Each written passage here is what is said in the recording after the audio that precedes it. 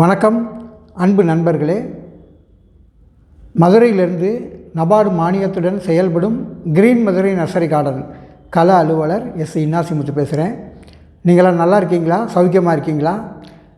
இன்றைக்கி நாம் என்ன பற்றி பார்க்க போகிறோம் அப்படின்னிங்கன்னா, ஒரு பாட்டு ஒன்று வரும். ஏற்ற பணத்தை சிக்கனமாக செலவு பண்ண பக்குவம்மா அம்மா கையில் கொடுத்து போடு செல்லக்கண்ணு, அவங்க 600 ஆக்குவாங்க செல்லக்கண்ணு. அந்த காலத்தில் அம்மா கையில் இதனால் கொடுத்து வைங்க அப்படின்னு சொல்லி இந்த பாட்டு நடைமுறைக்கு வரதா சொல்லியிருக்காங்க. இன்றைக்கி உள்ள பிள்ளைங்களோட கதி எப்படி இருக்குது அப்படின்னு பார்த்திங்கன்னா, ஒரு சின்ன செல்ஃபோனை பார்த்துக்கிட்டு தனக்கு தான் நிறையா அறிவு இருக்குது அப்படின்னு நினச்சிட்டு யாரையுமே இன்றைக்கி சட்டை பண்ணுறதில்ல. இன்றைக்கி உலகமே அப்படி தலைகீழாக மாறிக்கிட்டு இருக்குது. எப்படி மாறுது அப்படின்னா, ஸ்மார்ட் ஒர்க் அப்படின்ற பேரில் எந்த வேலையுமே செய்யக்கூடாது, ஆனால் பணம் மட்டும் கொட்டுன்னு கொட்டணும் அப்படின்ற எதிர்பார்ப்புகள் இன்றைக்கி பெருகிக்கிட்டே இருக்குது. அப்போ இந்த கஷ்டம்னா என்ன, இந்த விவசாயம்னா என்ன அப்படின்றது தெரியாமலே இன்றைக்கி உள்ள பிள்ளைங்க வளர்ந்துக்கிட்டு இருக்கு. இதோட விளைவுகள் எதிர்காலத்தில் ரொம்ப படுமோசமாகிறதுக்கு வாய்ப்பு இருக்குன்னு நினைக்கிறேன். அதனால் இதோட கால சூழ்நிலை அறிந்து என்ன பண்ணலாம் அப்படின்னு பாருங்கள். இன்றைக்கி ஒரு 3000 ரூபா முதலீடு பண்ணிங்கன்னா 6 மாதத்தில், இல்லைன்னா அங்கிட்டு கொஞ்சம் தள்ளி ஒரு 2-3 மாதத்துக்குள்ள கூட அப்படியே உங்களுக்கு இரட்டி பார்க்கக்கூடிய வழிமுறையை இன்றைக்கி நான் சொல்ல போகிறேன்.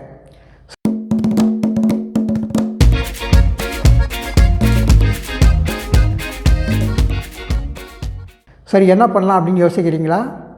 ஒன்றும் இல்லைங்க, ஒரு கீரை பாத்தி போட்டோம்னாலே எவ்வளோ வருமானம் அப்படின்றத இன்றைக்கி பார்த்துருவோம். சரிங்களா? இந்த கீரை பாத்தி போடுறதுக்கு என்ன பண்ணணும் அப்படின்னு கேட்டிங்கன்னா, மாடியில் தரை இருக்கிறவங்க ஒரு 10 அடி நீளம் 5 அடி அகலத்தில் நல்லா அந்த இடத்த ஒரு அரை அடிக்கு மண்ணை கிளறி, நல்ல மண்ணாக இருந்தால் கிளறி வச்சுக்கலாம். இல்லைன்னா மாடியில் என்ன பண்ணலாம் அப்படின்னா, 3 பலகை தென்னம்பலகை பார்த்திங்கன்னா 10 அடி நீளம் இருக்கும், ஒரு அரை அடி உயரம் இருக்கும். அந்த மாதிரி ஒரு 3 பலகையை, ஒரு பலகையை மட்டும் 2ஆக கட் பண்ணி, அதாவது 2 பக்கம் 10 அடி இருக்கிற மாதிரி அந்த கடைசியில் ஒரு 5 அடி, இங்கிட்ட ஒரு 5 அடி பலகையை வச்சு அதை ஆணியை சைஸாக அடிக்கு இறுக்கி விட்டுட்டு, அதுக்கு மேலே என்ன பண்ணணும்னா, பிளாஸ்டிக் பை இல்லைன்னா பழைய ப்ளக்ஸ் பேனர் இல்லைன்னா ஏதாவது பழைய சாக்குகள் இருந்துச்சுன்னா அந்த சாக்குகளை பூரா உள்ள அழகாக மடக்கி சுற்றி வர அடிக்கிறணும். அதுக்கு முன்னாடி இதை பண்ணுறதுக்கு முன்னாடி தரையில் வாட்டர் ப்ரூஃபிங் பெயிண்ட் அடிச்சிடணும். நீங்கள் எந்த இடத்துல பண்ண போகிறீங்களோ அந்த இடத்துல அடிச்சிடணும். இதை ரெடி பண்ண பிறகு இதுக்குள்ளே என்ன மாதிரி கலவைகள் நிரப்பணும் அப்படின்னிங்கன்னா, ஒரு பங்கு செம்மண், ஒரு பங்கு மண்புழு உரம், ஒரு பங்கு மாட்டுச்சாணம் ஆட்டுச்சாணம் எதுனாலும் சரி, ஒரு பங்கு இலை மட்கு, சரிங்களா? அப்புறம் ஒரு 1/4 பங்கு சாம்பல், இதெல்லாம் கலந்து அதோடு பார்த்திங்கன்னா ஒரு பங்கு தென்னை நார் தூள், இது எல்லாத்தையும் மொத்தமாக கலந்து நல்லா மட்டப்படுத்தி ஒரு 5 இன்ச்சு உயரத்துக்கு மட்டப்படுத்திடலாம். நான் சொன்னேன் தென்னம்பலகை அடைக்கணும் அப்படின்னு சொன்னேன். தென்னம்பலகை தான் அடைக்கணும்னு கிடையாது. இன்னும் நீங்கள் சுருக்கமாக பண்ணணும்னா என்ன பண்ணலான்னா, ஒரு 10 அடி கம்பு 2 கம்பை அங்கங்கே 3 குச்சை வச்சு லைட்டாக கட்டி அழகாக அப்படி நிற்கிற மாதிரி 2 பக்கமும் அந்த கம்புகளை கட்டிட்டு அதுக்கு மேலேயும் அந்த சீட்டு, பாலித்தீன் சீட்டு ஏதோ ஒன்று போட்டு 2 பக்கம் மடக்கி வச்சுக்கலாம். இல்லைன்னா ஏதாவது பழைய தகரங்கள், ஒரு 6 அடி உயரத்தில் இருக்கக்கூடிய தகரங்களை வச்சிடலாம். அப்படி இல்லைன்னு வைங்களேன், செங்கல் இருக்குது. இன்றைக்கி ஒரு செங்கல் ஒரு 10 ரூபா வரும். கரெக்டாக ஒரு 50 செங்கல் வாங்கினீங்கன்னு வைங்களேன், இதுக்கு கரெக்டாக எல்லா பக்கமே நீங்கள் வச்சு முடிகிறதுக்கு சரியாக இருக்கும். செங்கலை இந்த குத்து வசத்தில் வைக்கணும். வச்சிங்கன்னா கிட்டத்தட்ட மேலே ஒரு 4 இன்ச்சு கிடைக்கும். மேலே மட்டத்துக்கு கம்ப்ளீட்டாக நான் ஏற்கனவே சொன்ன மாதிரி அந்த கலவையை பூரா போட்டு விட்டுறணும். போட்டு விட்டுட்டு மேலாப்பில் என்ன பண்ணணும்னா, ஒரு 3 விரலை வச்சு அப்படியே லைனாக கோடு கோடாக போட்டுட்டு வரணும். ஆனால் இது உங்களுக்கு இன்னும் ஈஸியாக இருக்கணும்னா 10க்கு 5 அடி இப்போ பாத்தி சொல்லியிருக்கேன், 10 அடி நீளமும் 3 அடி அகலம் இருக்கக்கூடிய இன்னும் 2-3 பாத்திகளாக போட்டுக்கிட்டிங்கன்னா உங்களுக்கு 4 பக்கம் நின்று வேலை பார்க்குறதுக்கு கொஞ்சம் ஈஸியாக இருக்கும். சரி, இப்போ நான் சொல்கிற இந்த ஒரு பாத்தியை 10க்கு 5 பாத்தி நம்ம ரெடி பண்ணிட்டோம். ரெடி பண்ண பிறகு என்ன பண்ணுறோம்னா, 3 விரலாம் அப்படியே கோடாக போட்டுட்டு வர்றோம். வந்துட்டு கிட்டத்தட்ட நம்ம இப்போ 50 சதுரடி பாத்தி நம்ம ரெடி பண்ணியிருக்கோம். இந்த 50 சதுரடிக்கு ஒரு 10 கிராம் கீரை விதை போதுமானது. கீரைகள் என்னென்ன இருக்குதுன்னு நீங்கள் பாருங்களேன். அதாவது தண்டுக்கீரை, சிவப்பு தண்டுக்கீரை, பச்சை தண்டுக்கீரை, அரைக்கீரை, சிறுகீரை, பாலக்கீரை, அப்புறம் முள்ளங்கி கீரை, பீட்ரூட் கீரை, இதெல்லாம் புளிச்சக்கீரை, பாலக்கீரை, இந்த மாதிரி நிறையா வகைகள் இருக்குது கீரையில். இந்த வாசனை கீரைன்னு எடுத்துக்கிட்டிங்கன்னா கொத்தமல்லி, புதினா, அப்புறம் மாதிரி இந்த ஒரு சில துளசி வகைகள், இனிப்பு துளசி, விக்ஸ் துளசி, இந்த மாதிரி இதை கூட நீங்கள் இதில் வளர்க்கலாம். அப்புறம் பார்த்திங்கன்னா மூலிகை சம்மந்தமான கீரைகள் என்னென்ன இருக்குது, அதாவது பொன்னாங்கண்ணி, வெள்ளை கரிசலாங்கண்ணி, மஞ்சள் கரிசலாங்கண்ணி, அப்புறம் வந்து பார்த்திங்கன்னா வல்லாரை, அப்புறம் இந்த பொடுதலை, இந்த மாதிரி நிறைய ஐட்டங்கள் இருக்குது. இந்த கீரைகளெல்லாம் என்ன பண்ணலாம் அப்படின்னா, இப்போ இதுக்கு வந்து விதைகள் போடுற கீரைக்கு வந்து ஒரு 10 கிராம் விதை எடுத்துக்கிட வேண்டியது. அதை வந்து பார்த்திங்கன்னா ஒரு 2 கிலோ மணல், ஆற்று மணலோடு நல்லா கலந்து அப்படியே அது மேலே வந்து லேசாக இந்த 50 சதுரடி பாத்திலையும் லேசாக தூவி விட்டுட்டிங்கன்னா, தூவி விட்டுட்டு கையிலேயே அப்படி தடவி விட்டு மூடி விட்டுறணும். மூடி விட்ட பிறகு தண்ணி வந்து காலையில் ஒரு தடவை லேசாக நனைக்கணும், சாயங்காலம் ஒரு நாளைக்கு ஒரு 2 தடவை, ஒரு 2-3 நாள் மட்டும் நனைங்க. அப்புறம் அந்த கீரை வந்து முளைச்சி வர ஆரம்பிச்சிடும். முளைச்சி வந்த உடனே அதுக்கப்புறம் தண்ணி ஊற்றுறத கொஞ்சம் ஸ்லோ பண்ணணும். அப்படியே ஒரு நாள் விட்டு ஒரு நாள் கூட கொஞ்சம் தண்ணி கொடுத்திங்கன்னா அது அழகாக வளர்ந்து வந்துக்கிட்டே இருக்கும். கரெக்டாக வந்து பார்த்திங்கன்னா இந்த மாதிரி விதைக்கிற கீரையை இந்த மாதிரி விதைக்கலாம். ஒரு 3 நாள் 4 நாள்லேருந்து முளைக்க ஆரம்பித்து அங்கிட்டு ஒரு 20-25ஆவது நாள்லலாம் வந்து அறுவடைக்கு ரெடியாக இருக்கும் அந்த கீரைகள் வந்து.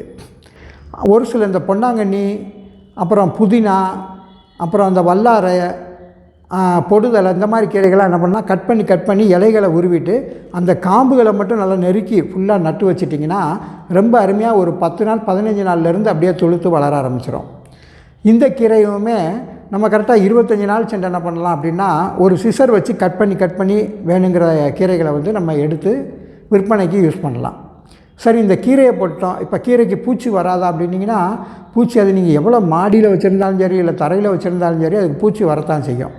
அப்போ அதுக்கு என்ன பண்ணலாம் அப்படின்னு நினச்சிங்கன்னா, ஒரு இந்த 50% பச்சை கலர் துணி இருக்குது இல்லைங்களா, சேடு நெட்டு, அதை வந்து என்ன பண்ணலாம் அப்படின்னா 4 கார்னரில் ஒரு 3 அடி உயரத்துக்கு ஒரு 4 பக்கமும் கம்பை அடித்து அதையும் அப்படி குறுக்கு நடுக்கமாக கம்பை போட்டு கட்டி மேலே அந்த துணியை வந்து அழகாக போர்த்தி விட்டுறலாம் கம்ப்ளீட்டாகவே. இப்போ என்ன பண்ணலான்னா, பூச்சி நோய் தடுக்கிறதுக்கு நீங்கள் வேப்பெண்ணெய் அப்புறம் கொஞ்சம் மண்ணெண்ணெய் ரெண்டும் ஒரு 100 மில்லி கலந்துக்கிட்டு அதில் வந்து பார்த்திங்கன்னா வெள்ளைப்பூடு ஒரு 20-30 கிராம் வெள்ளைப்பூடு, ஒரு 20-30 கிராம் பச்சை மிளகாய் ரெண்டையும் நல்லா அரைச்சி இந்த வேப்பெண்ணையும் இந்த மண்ணெண்ணையும் கலந்துருக்கோம் இல்லையா, இது கூட நல்லா கலந்து இதை கொஞ்சம் தண்ணி விட்டு கொஞ்சம் கலந்துக்கிட்டு கொஞ்சோண்டு சோப்பு தூள் போட்டிங்கன்னா தண்ணியில் அருமையாக கலக்கி வந்துடும். வந்தவொடனே ஒரு ஸ்ப்ரே, அதாவது எதுலன்னா கீரை நம்ம பாத்தி போட்டுக்கணும், அதில் ஸ்ப்ரேயே பண்ணக்கூடாது. இதை ஃபுல்லாக என்ன பண்ணணும்னா, நம்ம சுற்றி வர இருக்குது பாருங்கள், அந்த துணி மேலே மூடி போட்டிருக்கோம் பார்த்திங்களா, அந்த துணி மேலே மட்டும் ஸ்ப்ரே பண்ணி விட்டுறணும். ஸ்ப்ரே பண்ணி விட்டுட்டிங்கன்னா வெளியே இருந்து பூச்சி ஏதாவது வந்தாலும் இந்த இடத்துல பார்த்துட்டு ஓடிடுங்க. சரிங்களா? இப்போ இந்த கீரை வளர்ந்த பிறகு நம்ம போட்டுக்கிற அந்த 50 சதுரடி கீரை நல்லா நெருக்கமாக போட்டுக்கிறனால கீரைகள் வந்து ரொம்ப அழகாக வளர்ந்து வந்திருக்கும். இதில் 1 சதுரடி இடத்துல வந்து கட் பண்ணோம்னா ஒரு 2 கட்டு கீரை கிடைக்கும். இப்போ நம்ம போட்டுக்கிறது 50 சதுரடி கீரை போட்டிருக்கோம். 50 சதுரடியில் பார்த்திங்கன்னா ஒரு 100 கட்டு கீரை நமக்கு கிடைக்கிது. இந்த 100 கட்டு கீரையும் ஒரு கட்டு கீரை 10 ரூபான்னு வச்சுக்கோங்களேன், ஒரு 1000 ரூபாய்க்கு விற்கலாம். சப்போஸ் எப்படி குறைச்சபட்சம் விற்றாலுமே பார்த்திங்கன்னா ஒரு 500லேருந்து 800 ரூபாய்க்கு குறையாமல் இதை விற்றுடலாம். இதே மாதிரி அடுத்த மாதம் என்ன பண்ணலான்னா, இருக்கிற கீரையை பூரா பிடுங்கிட்டு வேறு கீரை உடனடியாக விதைச்சி அந்த மாதிரி கொண்டு வரலாம். அதுக்குள்ளே உரங்களை அதிகப்படுத்திட்டு கொண்டு வரலாம். இல்லைன்னா என்ன பண்ணலான்னா, அதே கீரையை நல்லா வளர்ந்து வந்துக்கிட்டே இருந்துச்சுன்னா, இப்போ உதாரணமாக அரைக்கீரை போட்டிருக்கீங்கன்னு வைங்களேன், வளர ஒரு 20 நாளில் கட் பண்ணி எடுத்திங்கன்னா இதை ஒரு 6 தடவைக்கு நீங்கள் அதை கட் பண்ணி எடுக்கலாம். அப்போ ஒரு 100 கட்டு கீரை ஒரு 6 தடவை கிடச்சிதுன்னா 600 கட்டாகிடுச்சு. இந்த 600 கட்டும் 10 ரூபா மானைக்கு விற்றிங்கன்னா 6000 ரூபாய்க்கு கிடைக்கிது. ஆக நம்ம 3000 ரூபா பண்ண முதலீடு வந்து பார்த்திங்கன்னா இன்றைக்கி 6000 ரூபாய்க்கு வரைக்கும் ஒரு 6 மாதத்தில் கிடைக்கிது. கண்டிப்பான உறுதியாக கிடைக்கும். சப்போஸ் அப்படி கிடைக்கவில்லைனாலும் என்ன பரவாயில்ல, நமக்கு அங்கிட்டு ஒரு 2 மாதத்தில் இதை வந்து ஈஸியாக என்ன பண்ணிடலாம், நம்ம எடுத்துக்கிடலாம். அது மட்டும் இல்லை, இது விற்பனைக்காக மட்டும் கிடையாது, நம்மளோட குடும்ப சூழ்நிலைக்கு நம்மளே வந்து என்ன சொல்கிற விஷமில்லாத அந்த காய்கறிகளை உற்பத்தி பண்ணுறதுனால அந்த விஷமில்லாத கீரை வகைகளை நாம் சாப்பிட்றதுக்கு இது காரணமாக இருக்கும். சரிங்க, நீங்கள் சொல்கிற வருமானம்லாம் பத்தாது, இன்றைக்குள்ள சூழ்நிலையில் வந்து அதிகப்படி வருமானம் வரணும் அப்படின்னு ஆசைப்பட்டிங்கன்னா அதுக்கும் அருமையான வழி இருக்குது. இப்போ மாடியிலையோ உங்கள் தரையிலையோ இந்த மாதிரி கீரை பாத்தி போட்டு ஒரு 2-3 பாத்தி போட்டு நீங்கள் கீரைகள் தயார் பண்ணுறீங்க, எல்லா விதமான கீரைகளும் தயார் பண்ணிங்கன்னு வச்சுக்கோங்களேன். அப்படியே மாடிக்கு கீழே ஒரு சின்ன கடை, ஒரு 6 மணிலேருந்து ஒரு 9 மணி வரைக்கும் ஒரு கீரை சூப்பு விற்க ஆரம்பிக்கிறீங்கன்னு வைங்களேன். ஒரு சூப் வந்து 20 ரூபா. போக போக கொஞ்சம் கொஞ்சமாக ஒரு 3 மாதத்துலலாம் வந்து ஆட்கள் நிறையா வந்துடுவாங்க உங்களுக்கு. அப்போ அந்த இடத்துல நீங்கள் என்ன போர்டு வைக்கணும் அப்படின்னா, இங்கு 6 மணி முதல் இரவு 9 மணி வரை மட்டுமே கீரை சூப்பு விற்கப்படும். அதற்கு மேல் வருபவர்களுக்கு ஒரு சூப் கூட கிடைக்கப்பட மாட்டாது அப்படின்னு ஒரு போர்டை எழுதி போட்டுடலாம். எங்கள் வீட்டில் இயற்கை முறையில் விளைவிக்கப்பட்ட கீரைகள் இப்பொழுது உங்களுக்கு கிடைக்கின்றன அப்படின்னு போடலாம். இந்த மாதிரி ஒரு 4 தெருவுக்கு ஒரு கார்னரில் இருக்கிற ஒரு கடையில் ஒரு வீட்டுக்கு கீழேயே நீங்கள் என்ன பண்ணலாம், இந்த மாதிரி வெளியே வச்சு சூப் ஏதோ வைக்கலாம். இப்போ நீங்கள் தான் விற்கணும் கிடையாது, ஒரு ஆள் போட்டு கூட அதை பயன்படுத்தி இன்னும் அதிகப்படுத்திக்கிட்டே போகலாம். இப்படி போகிறப்ப இந்த மாதிரி நிறையா நகரத்துக்குள்ளே நிறையா வீடுகளுக்கு நிறையா தெருக்களில் இந்த மாதிரி கீரை சூப்பு வைக்கிறது அது இதுன்னு தொழில் தொடங்குனீங்கன்னா கிராமங்கள் பாதிக்கப்படும் அப்படின்றதெல்லாம் கிடையாது. அது வந்து ஒரு பிரம்மை. நீங்கள் எவ்வளோ தான் அந்த கீரைகளை உற்பத்தி பண்ணாலும் இந்த அதாவது விற்பனை அதிகமாகத்தான் அதை வந்து வாங்குகிற திறமை வந்து மக்கள்கிட்ட வந்து கூடும். அப்படி கூடும்போது கிராமங்கள்லேருந்து உற்பத்தி பண்ணுற கீரைகளுக்கும் அதிகமான கிராக்கி ஏற்படும். விவசாயிகளுக்கு ரொம்ப அதிகமாக கிராக்கி ஏற்படும். ஏன்னா அன்றைக்கி ஒரு 10 சென்ட் ஒரு 20 சென்ட்டில் கீரையை போட்டுட்டு விற்க முடியாமல் எத்தனையோ தவிக்கிறவங்க எத்தனையோ பேர் இருக்கிறாங்க. ஏன்னா அவங்களுக்கு வந்து போக்குவரத்து செலவு, அந்த வண்டி வாடகை, டிரான்ஸ்போர்ட்டிங், அதை பறிக்கிற கூலியெல்லாம் பார்த்திங்கன்னா நீ கட்டுப்படி ஆக மாட்டேங்குது. இப்போ நகரத்துக்குள்ளே இந்த மாதிரியெல்லாம் ஒரு சிஸ்டம் போட்டு இப்படி கீரைகள்லாம் தயார் பண்ணிங்கன்னு வைங்களேன், ரொம்ப அருமையான மார்க்கெட்டிங். இன்றைக்கி எல்லா மக்களுமே இதை சாப்பிட்டு ரொம்ப சிறப்பாக வாழலாம். கண்டிப்பாக நீங்கள் வந்து என்ன பண்ணலாம்னா, உங்கள் போடுற முதலீடு வந்து பேங்கில் தர முடியாத அளவுக்கு கண்டிப்பாக இரட்டிப்பாகும் என்பது 100க்கு 100% உண்மையை தெரிவித்துக் கொள்கிறேன். இதை நீங்கள் செஞ்சு பாருங்கள். இதோட பலன் வந்து மிக அதிகப்படியான பலன் இருக்கும். உங்கள் வீட்லேயும் ஒரு ஒற்றுமைக்கு இது வழிவகுக்கும். ஒன்றும் இல்லை, உங்கள் வீட்டில் வீடு இல்லைன்னா கூட ஒரு 4-5 பேர் ஒரு ஸ்டூடெண்ட்ஸாக கூட சேர்ந்து செய்யலாம். ஒரு காலேஜ்லேயோ அங்கே இருக்கிற ஹாஸ்டலுக்கு ஏதோ ஒன்று பயன்படும். நிறையா தெருக்களில் ஒரு 10-15 பேர் சேர்ந்து கூட இந்த மாதிரி பண்ணி பார்க்கலாம். அவங்க வீட்டுக்கு கீரையை யூஸ் பண்ணாலே போதுமானது. ஒரு நஞ்சற்ற இந்த கீரைகளை உற்பத்தி செய்து நலமுடன் வாழ உங்களை கேட்டுக்கொள்கிறேன். ஏன்னா கீரைன்னு சொன்னோம்னா ஐன்னு முடியுது பார்த்தீங்களா. கீரை சாப்பிட உங்கள் கண்களுக்கு மிக மிக நல்லது என்பதை தெரிவித்துக்கொண்டு நாளை வேறொரு தகவலுடன் உங்களை சந்திக்கிறேன் என்று கூறி விடைபெறுகிறேன். நன்றி.